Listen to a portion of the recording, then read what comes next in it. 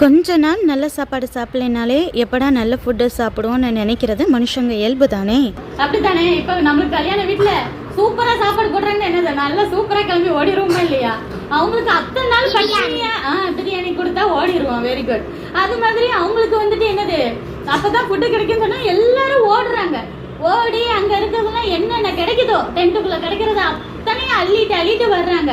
அதில் ஒருத்த மட்டும் சொன்னான் தெரியுமா, வானத்தையே திறந்து தேவன் கொட்டுனாலும் நாளைக்கு இவ்வளோ சீப்பாக கிடைக்குமா அப்படின்னு சொல்லிட்டு அவனை மட்டும் எல்லாரும் ஓடுற அவசரத்தில் அவனை மட்டும் தள்ளி மிதிச்சிட்டு போயிடுறாங்க. அதில் அவன் இறந்துடுறான். அதாவது இப்ப நீங்களே கேள்விப்பட்டிருப்பீங்க நியூஸ்ல, ரொம்ப கூட்டமா இருக்கிற இடத்துல இதெல்லாம் வந்துட்டு ஆமா நிறைய பேர் இறந்துட்டாங்க தெரியுமா?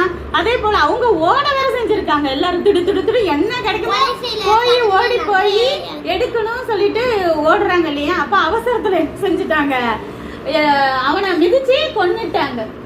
தேவன் சொன்னார் இல்லையா, நீ பாப்ப என்ன செய்ய மாட்ட, சாப்பிட மாட்டேன்னு.